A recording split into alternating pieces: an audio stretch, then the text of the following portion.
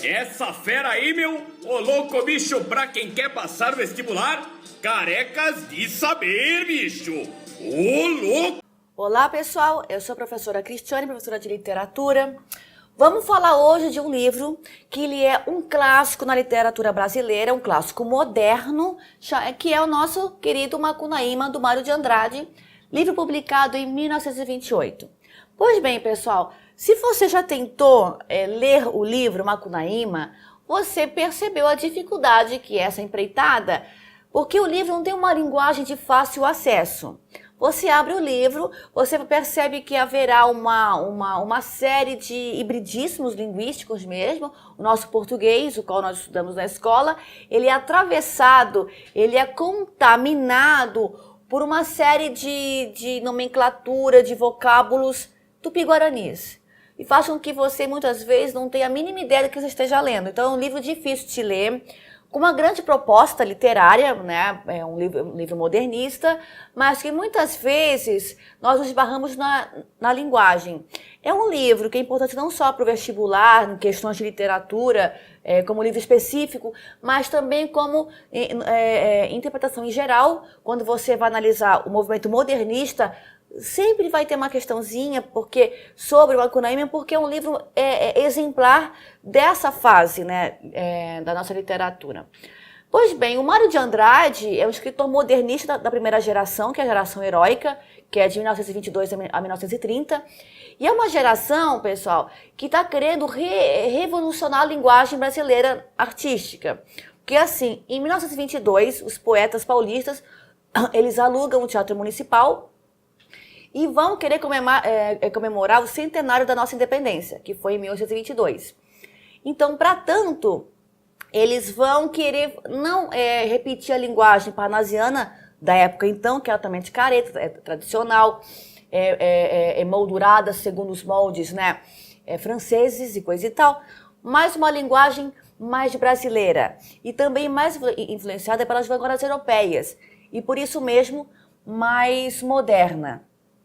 E, para tanto, né, para atingir essa linguagem moderna, eles inventaram, né, o Mário, junto principalmente com Oswald de Andrade, uma proposta estética que é a antropofagia, né, inspirados nos índios brasileiros. O antropófago é aquele que come a cultura do outro, come a carne, literalmente, do outro. E o poeta brasileiro modernista fazia a mesma coisa. A brasilidade era como você pega a vanguarda europeia e transforma em algo brasileiro. E aqui no caso do Macunaíma, que foi publicado em 28, o mesmo ano, pessoal, atentem, que é publicado o Manifesto Antropófago do Oswald de Andrade, e diríamos que se no manifesto o Oswaldo ele propõe, né, a proposta, o Mário de Andrade simplifica em texto. Porque você percebe em Macunaíma uma narrativa que não respeita a ordem cronológica, que não respeita o espaço geográfico, porque em várias partes do texto o Macunaíma viaja territórios com quilômetros e em curto espaço temporal. E a própria linguagem híbrida, né, a mistura do português oficial com o tupi-guarani também, a ideia de uma linguagem híbrida, típica das vanguardas. Então você percebe em Macunaíma uma proposta estética muito centrada em você unir o que é de mais moderno em termos de formato, em termos de estrutura textual e a linguagem, a cultura, as lendas brasileiras. Diríamos, pessoal, que nesta obra do Macunaíma, por isso que é tão difícil de ler esse livro, porque tem uma proposta estética fundamentada ali, que é você trabalhar como se fosse um cinema de vanguarda. Eu acho que isso seria o mais correto de você dizer, que esse livro, a estrutura é muito moderna, que não respeita nenhuma tradição narrativa até então, mas ele preenche essa modernidade com lendas brasileiras. Ou seja, isso é antropofagia em estado puro. Pois bem, pessoal, esse livro vai falar sobre Macunaíma. E no primeiro capítulo já diz, né, que nasceu o Macunaíma, que é um negro retinto, filho do medo da noite. Ele é um índio que nasce preto, usando a linguagem do Mário de Andrade. Macunaíma, eu até coloquei aqui, ele significa grande mal. E na verdade, né, o Macunaíma, o herói da nossa gente, é também chamado o herói sem nenhum caráter.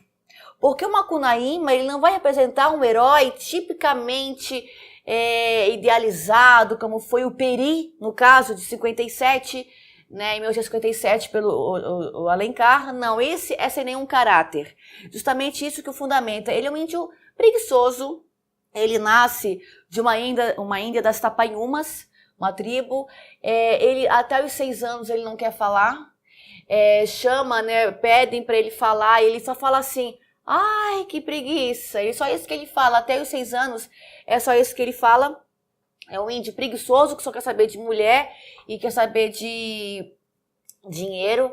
Ele vai usar muito, né, quando começa a falar o verbo brincar, porque brincar vai ter um sentido sexual. O Macunaíma, assim, é um Zé Ruela não poder mais, mas justamente é essa a intenção do Mário de Andrade, botar um anti-herói. O Macunaíma, ele é irmão do Manape, que é o feiticeiro velho, e o Jigué.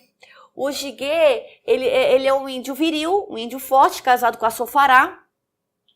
E também vai ter, o Macunaíma vai ter envolvimento com essa Sofará. Porque assim, gente, o Macunaíma, ele, até os 6 anos ele não fala. Um dia, ele toma uma água encantada e do nada começa a falar. E um dia a mãe dele sempre leva para passear, não leva. A Sofará, que é a sua cunhada, a mulher do Jigué, o leva para passear. E o Macunaíma se transforma em príncipe. E sempre que ela o leva para passear, ele se transforma em príncipe, lindo, diferente, e eles brincam, né, pessoal, num verbo mais sexual mesmo. Então, nessa primeira parte do texto, você já percebe o caráter moderno dessa narrativa, porque do nada o Macunaíma se transforma. Então o Mário de Andrade, ele não vai respeitar uma estrutura de enredo mais tradicional. Pois bem, e assim, isso só o começo da história, pessoal. Porque vai ocorrer uma série de eventos que vão desrespeitar uma narrativa mais careta, mais tradicional. Pois bem, então, o Macunaíma começa a falar, começa a brincar com a Sofará, o Jigué descobre e manda a Sofará pastar. Pois bem, o Jigué manda a Sofará né, para longe, e a segunda parte, né, já o segundo capítulo da história, que vai continuar essa lenda, né, do Macunaíma, é quando o Macunaíma vai querer pregar uma peça na mãe e levá-la para o outro lado do rio, onde lá eles vão encontrar muita comida. E a mãe do Macunaíma, obviamente, quer levar essa comida para sua casa, já que não tem comida lá. E o Macunaíma não quer, porque o Macunaíma não tem nenhum caráter, pessoal. Ele é imoral, ele quer ficar com ele e comer escondido. E a mãe fica muito pé da vida com o Macunaíma e vai sozinha para casa, deixa ele na rua mesmo, e aí o Macunaíma fica perdido. Nesse momento ele vai encontrar Curupira. Curupira, gente, né, também é um ser, né, desse mundo do Mário de Andrade, esse mundo mais encantado. E ele tem um momento, né, que ele vai dar um pedaço da própria carne para o Macunaíma comer. Mas o Curupira, na verdade, ele quer caçar, ele quer comer o Macunaíma. E aí o que acontece, gente? Uma corrida de gato e rato. Porque o Macunaíma foge do Curupira, mas o Curupira consegue, como quase um GPS, identificar onde está a localização do Macunaíma, já que um pedaço da sua carne está dentro do Macunaíma que comeu, né? Um pedaço da sua coxa, salvo engano. Então, é quase com GPS. Onde o Macunaíma foge, o Curupira vai atrás porque sabe onde está. Ele sente, né, a carne, né, dentro do Macunaíma. Ele só vai conseguir fugir do Curupira quando ele vai comer lama e vomita. Então, assim, mais um momento que a gente vai encontrar esse espírito, né, mágico do Macunaíma. Ele consegue se livrar do Curupira e depois ele vai na casa da avó Cotia. A avó Cotia vai dar farinha, né, para o Macunaíma para também se limpar dessa carne, né? Só que ela descobre que o Macunaíma fez aquela armadilha para a mãe, que não quis dá comida para levar para casa, a Eva Cotia fica muito pé da vida com o Macunaíma. E ao invés de continuar dando farinha para ele, ela vai dar um caldo de aipim. Vocês sabem que o aipim, né, o inhame, ele é uma comida, é uma raiz muito importante para os indígenas, né? Então a Avó Cotia vai dar um caldo de aipim pro Macunaíma e ele vai crescer, pessoal, ele vai crescer. Só que só cresce o corpo. Fica aquela criança, aquele adolescente grande e a cabeça de criança. Então olha só o monstruoso. Então ela vai fazer isso para punir o Macunaíma. Então o Macunaíma tá esse ser grotesco, esse filho do meio da noite, com corpo de homem e cabeça de criança, que demora muito para aprender a falar, imoral, sem caráter. Esse é o Macunaíma que nos é apresentado. Então aqui você já é confrontado com a própria ideia de herói, né? Você acaba tendo você torce para um cara desse, é uma atitude muito, muito paradoxal. Chega um momento da história que ele com o Manap e o Jigué, que são seus irmãos, eles vão embora e vão para a tribo dos Icambiabas. E lá ele vai encontrar a Si, que é a mãe do mato, que é a grande imperatriz dos Icamiabas. E lá ele quer brincar com ela, mas ela não tá afim. Então meio que, olha só pessoal, isso é da Maria da Penha, eles bofeteiam lá a Si inconsciente vai brincar com Macunaíma. Nesse sentido, né, também aqui, claro, 1928, né, não tem toda essa questão política em cima. Se ela engravida do Macunaíma, vai ter um filhinho, depois de 6 meses nasce uma criança indígena, só que assim, a cobra preta, lá da tribo dos Icamiabas, ela vai sugar o peito todo da Si, e ao invés de amamentar o leite da mãe, o filho do Macunaíma vai tomar o veneno da cobra e vai morrer. Então a Si, antes de morrer, antes, né, do que ela queria fazer, ela vai dar para o Macunaíma um talismã, que é chamado de Muiraquitã. Vai dar para o Macunaíma um Muiraquitã, um talismã para dar sorte, e ela decide não viver mais. Ela pega uma corda e puxa até as estrelas, a qual ela também vai virar uma constelação, uma estrela. Perfeito, pessoal? Pois bem, aí o Macunaíma está, né, com esse Muiraquitã, esse talismã, só que o Macunaíma é muito atrapalhado, gente. Ele é muito atrapalhado, ele faz tudo errado. E ele perde esse talismã, que para ele é muito especial. E ele descobre que quem foi que pegou esse Muiraquitã foi um peruano chamado Venceslau Pietro Pietra. Então, ele vai ter que ir em busca desse talismã. E a partir desse momento em que o Macunaíma perde o Muiraquitã, é que a história vai ter um enredo mais fixo, que é a busca pelo Muiraquitã. Então, se você se pergunta qual é a história do texto, é a busca pelo Muiraquitã. Só que o Venceslau Pietro Pietra, ele está em São Paulo. E o Macunaíma, ele está na Serra Amazônica, no rio Uraricoara. Então é outra coisa. Então ele vai ter que fazer esse trajeto, essa viagem, né? Vai lá. Só que assim, ele vai com os irmãos, Manap e Jigué. Só que antes de ir para São Paulo, ele vai para a ilha de Marapatá. Ele vai para a ilha de Marapatá apenas com o único objetivo, deixar sua consciência lá. Então, né, a gente estranha essa atitude, né, do Macunaíma, mas justamente ele está indo para um novo mundo e vai deixar essa consciência indígena do rio Uraricoara lá em Marapatá. E vai para São Paulo, gente, com os irmãos. Aí é uma coisa muito louca, porque ele estranha tudo, porque o Macunaíma nunca viu um carro, nunca viu uma máquina. Então ele chega na cidade e para ele a selva é São Paulo. Então, assim, aqui... diríamos que a parte mais modernista do Mário de Andrade como narrador, porque ele faz uma narrativa nesse momento de modo que nós estamos lendo a modernidade como se fosse uma selva, como se fosse uma barbárie. Então ele escuta a buzina e acha que é um animal, ele se assusta com aquela modernidade. Os irmãos também vão para uma pensão. Tem um momento que é muito louco que o Jigué se transforma num telefone. Se transforma num telefone e liga para umas cortesãs. Então vai ter esse momento, né, em que o índio descobre a modernidade. Aqui outra vez, gente, é a própria antropofagia, tá? Você mistura o moderno da cidade vista pelos olhos de um indígena. Pois bem, aqui, pessoal, também ele vai descobrir que o nosso Venceslau Pietro Pedra é, na verdade, um gigante, o Piaimã. Então, aqui ele vai duelar, né? Ele vai querer atrás do Muraquitã. Então, vai ter o primeiro duelo de Macunaíma com Piauímã. Pois bem, nesse primeiro duelo, quem sai ganhando é o próprio gigante. Ele vai cortar em pedacinhos o Macunaíma e vai morrer. Mas o seu irmão, né, feiticeiro, que é o Maanap, ele vai ressuscitar o Macunaíma com a ajuda de uma formiga. Né? A gente percebe como a história é surreal, não respeita essa tradição linear. Pois bem, ele resgata e o Macunaíma ainda está pretendendo vencer o Piauímã para buscar o seu querido talismã.